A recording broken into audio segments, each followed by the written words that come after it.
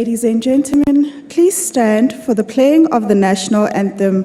All members in uniform are required to salute, and civilian male spectators are required to remove their headdress.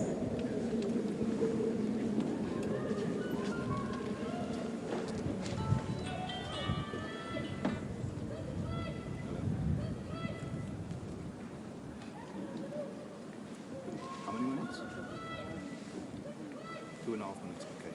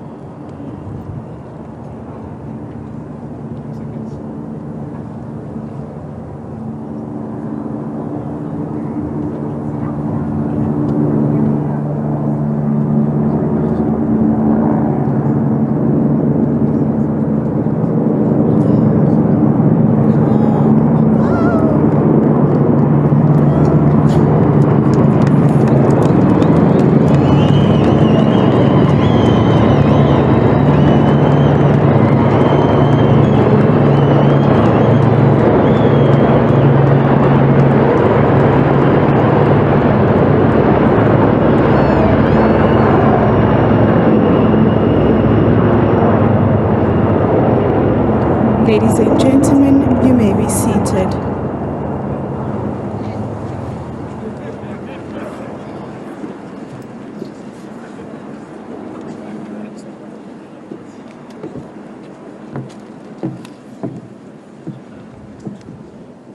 Excellencies, Majesties, distinguished guests, ladies and gentlemen, it is my pleasure and privilege to invite the President of the Republic of South Africa to address us.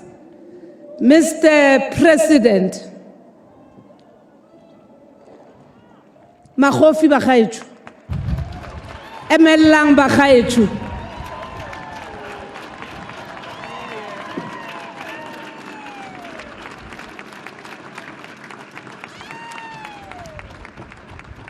Thank you. Let us be seated, please. Program directors,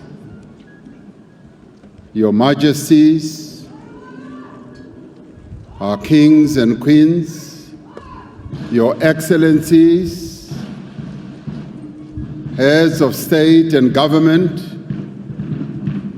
former President Thabo Mbeki and Mrs. Mbeki, former President Kgalema Motlanthe and Mrs. Motlanthe,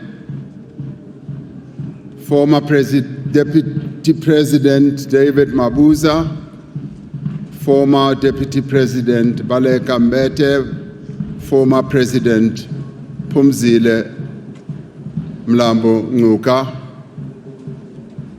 all former heads of state and government assembled here, distinguished representatives of representative countries and all international organizations, the Speaker and Deputy Speaker of the National Assembly, the Chairperson and Deputy Chairperson of the National Council of Provinces, the Chief Justice of the Republic of South Africa, and members of the judiciary, premiers, MECs, and mayors, members of parliament, leaders of political parties, religious and traditional leaders, ambassadors, and high commissioners, veterans of our struggle, distinguished guests, members of the military command, General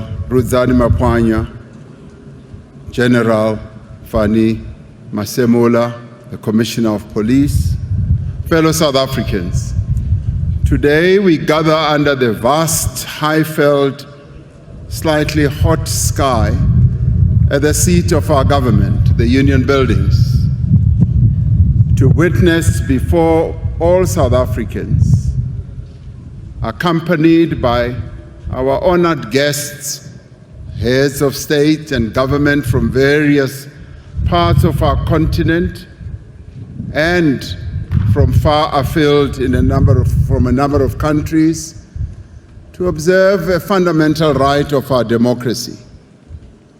In our brilliant diversity as South Africans, we gather to affirm our solemn conviction that this country belongs to all who live in it, as articulated in the Freedom Charter almost 70 years ago. We gather here as the people born of the same soil across our 9 provinces that make up our unitary South Africa, determined that by our deeds we shall heal the divisions of our past and overcome the ongoing inequalities and hardships of the present. We declare to all to know that neither discord nor dissent shall cause us to cast aside that which calls us to build a united, free, just, equal, and prosperous nation. On this day, we assert by solemn oath the will of the people of this country. We affirm our unwavering fidelity to the Constitution of the Republic of South Africa, which is based on the enduring vision that sets out the values inscribed in the Freedom Charter. As the leadership of this diverse nation, we have a sacred duty to unite the people of South Africa. We affirm that history has placed on our shoulders the responsibility to transform our country into a non-racial and non-sexist and prosperous society. We affirm our determination to build a more equal and caring society. Yes, we do affirm our resolute quest to build a growing and inclusive economy that creates jobs, offers opportunities and livelihoods to all our people. We rededicate ourselves to the task of democratic renewal and social and economic transformation so that no one feels and is left behind. And so, as we enter another era in the life of our nation, the resilience of our democracy has once more been tested, and the people have spoken loudly that they choose peace and democracy over conflict, violence, undemocratic and unconstitutional methods. In their multitudes, in their voices that are many and diverse, the people of South Africa have voted and have made known their wishes, their concerns, and their aspirations. We accept and respect the results of the elections, and once again we say, yes, the people of South Africa have spoken, and we accept.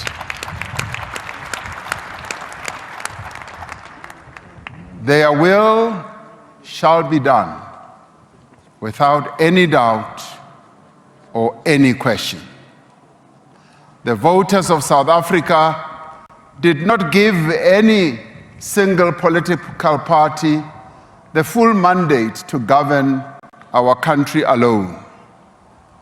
They have directed us to work together to address their plight and realize their aspirations. They have expressed their appreciation of the progress in many areas of their lives over the past 30 years of democracy. They have also been unequivocal in expressing their disappointment and disapproval of our performance in some of the areas in which we have failed them. They want a transformed, growing, and inclusive economy that creates jobs for millions of job seekers and offer business opportunities to entrepreneurs in our nation, women, men, young and old. The people have been clear about what they want.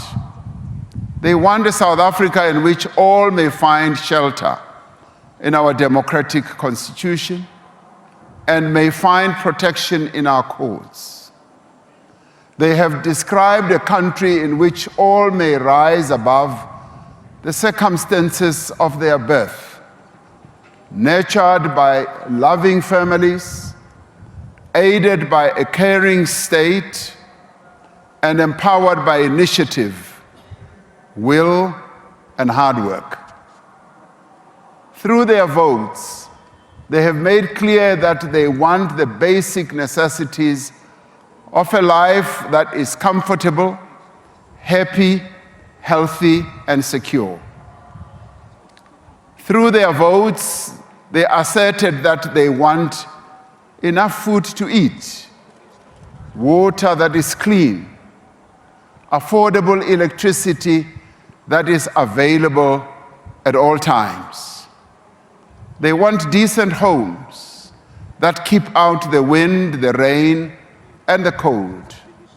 They want well-maintained roads and street lights that work. The people of South Africa have asked no more than to be properly cared for when they are sick. They want the young people of our country to be taught well, for the elderly to be cared for, and for those without work to work. The people of South Africa have spoken about the land they want to farm, about the businesses they want to run, about the things and products they want to make, about the skills they want to learn. They have spoken of their desire to be safe in their homes, on the streets, in their cities, in their villages, and on their farms. The people have demanded an end to the theft of public funds and the capture of the state. Above all, the people of South Africa have stressed that they are impatient with political bickering and the endless blame game amongst politicians and political parties. They want us to put their needs and aspirations first, and they want us to work together for the sake of our country. Today, I stand before you as your humble servant to say that we have heard you. As the President of the Republic of South Africa, I will work with everyone to reach out and work with every political party and sector that is willing to contribute to finding solutions to the challenges our country faces as we transition to a new decade of freedom. 30 years have passed since we turned our back on racial tyranny and embraced an open and democratic society. We've made great strides in building a new society that is founded on strong democratic institutions and universal freedoms. We have built a transformed public service, an independent judiciary, a competitive electoral system, a sophisticated economy, a vibrant and free media, and a robust civil society. And yet, despite this progress, our society remains deeply unequal and highly polarized. There are toxic cleavages of an incipient social fragmentation that can only turn into instability. The lines drawn by our history and our past, between black and white, between men and women, between suburbs and townships, between urban and rural, between the wealthy and the poor, remain still deeply etched in our landscape.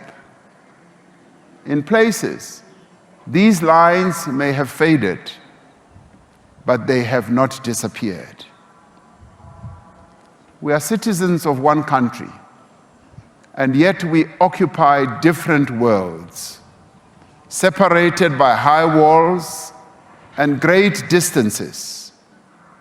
We are divided between those who have jobs and those who do not work, between those who have the means to build and enjoy a comfortable life and those who do not. And so today, my fellow South Africans, is no ordinary day. It is a moment of fundamental consequence in the life of our nation. It is a moment when we must choose to either move forward together or risk losing all we have built. In this moment, we must choose to move forward, to close the distances between South Africans and to build a more equal society, to translate the promise of our Constitution and the vision of the Freedom Charter into a reality for all. This moment requires extraordinary courage and leadership. It requires a common mission to safeguard national unity, peace, stability, inclusive economic growth, non-racialism, and non-sexism. Through the ballots that they have cast, the people of South Africa have made plain their expectation that the leaders of our country should work together. They have directed their representatives to put aside animosity and dissent, to abandon narrow interests, and to pursue together only that which benefits the nation. As leaders, as political parties, we are called upon to work in partnership towards a growing economy, better jobs, safer communities, and a government that works for all the people of South Africa. From across the political spectrum, parties have answered this call, understanding that no party can govern alone and make laws alone. These parties have agreed to work in partnership to employ their talents for the good of the country and the progress of the people of South Africa. Together, they have resolved to establish a government of national unity to pursue a common program of fundamental and lasting change. The formation of a government of national unity is a moment of profound significance. It is the beginning of a new era. As the leaders of this country came together in a government of national unity 30 years ago to forge a common future and build a united nation, the parties in the government of national unity of today have agreed to work together to address the most pressing challenges before our nation. The parties have adopted a statement of intent in which they have committed to pursue rapid, inclusive, and sustainable economic growth, to create more of a just society by tackling poverty, to safeguard the rights of workers, to stabilize government and build state capacity. The parties have made a commitment to invest in South Africa's people through quality education and healthcare, to address crime and corruption together, to strengthen social cohesion and build a united nation together, and to pursue a foreign policy based on human rights, solidarity, and peace. As South Africans, we must each do what we can to achieve this mission, wherever we are, whether we are in business, in labor, in civil society. This moment calls on all of us to work together and join hands. We will seek, as we move forward, to consolidate this working together through convening a national dialogue which should bring all South Africans through their various formations together so that we can chart a way forward to forge a social compact to realize the aspirations of our national development plan. As individuals, as families, as communities, and in our many formations, let us draw on our every strength to turn our dream for a better South Africa into reality. Even as we are united in our diversity, we are a people of deep and abiding faith.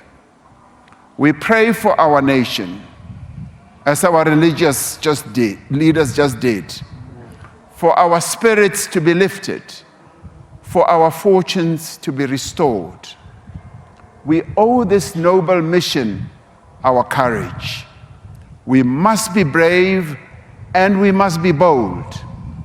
This is a new tide that heralds progress, transformation, and deep fundamental change. We look to this rising tide with optimism and hope. We must reject every attempt to divide or distract us, to sow doubt and cynicism, or to turn us against one another.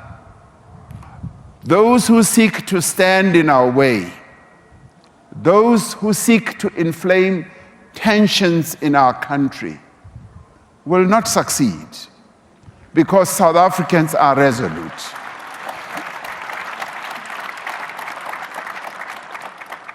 Those who seek to undermine our institutions will fail, because democracy lives in the hearts of all our people and shall never be dislodged.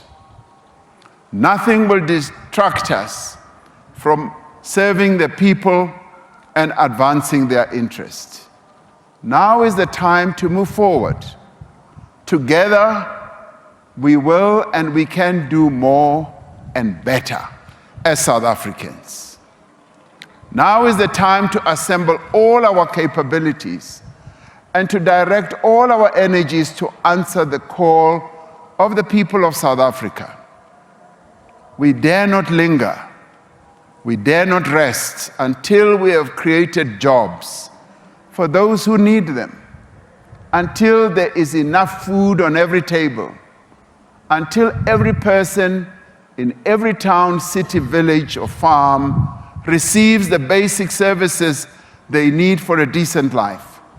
We dare not rest until the women of South Africa are free from the social and cultural and economic constraints that hold back their progress.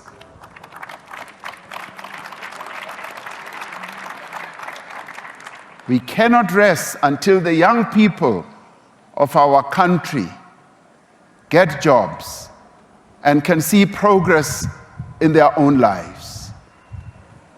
We cannot rest until criminals are off our streets and the drugs are out of our communities. Until men no longer perpetrate violence against women and children. Until those who steal from the people are held accountable. We dare not rest while our communities are ravaged by flood, fire, and drought. Together, we will confront the threat of a rapidly warming planet.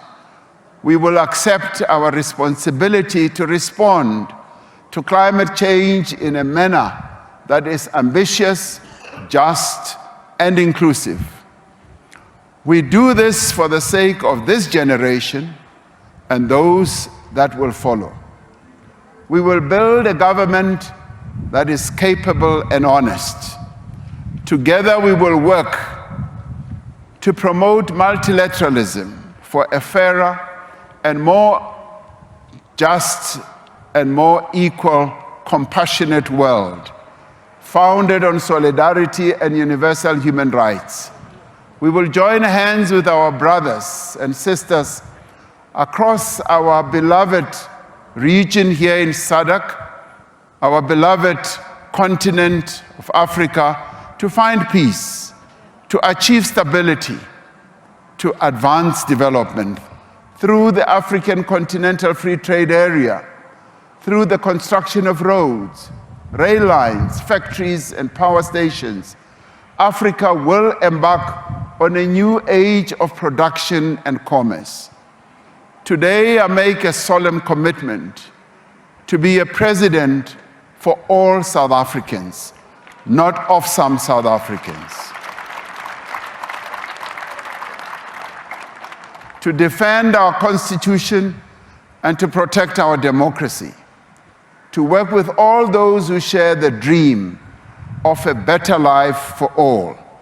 To care for the poor, the vulnerable, and to support all those who are in need. And to make our country stronger, more resilient, more equal, and more united. This is the dream that the poet Sandile Dikeni describes in his work called Love Poem for My Country. My country is for health and wealth, he says. See the blue of the sky, and beneath the jewels of fish, deep under the bowels of soil, hear the golden voice of a miner's praise for my country. My country is for unity. Feel the millions. See their passion.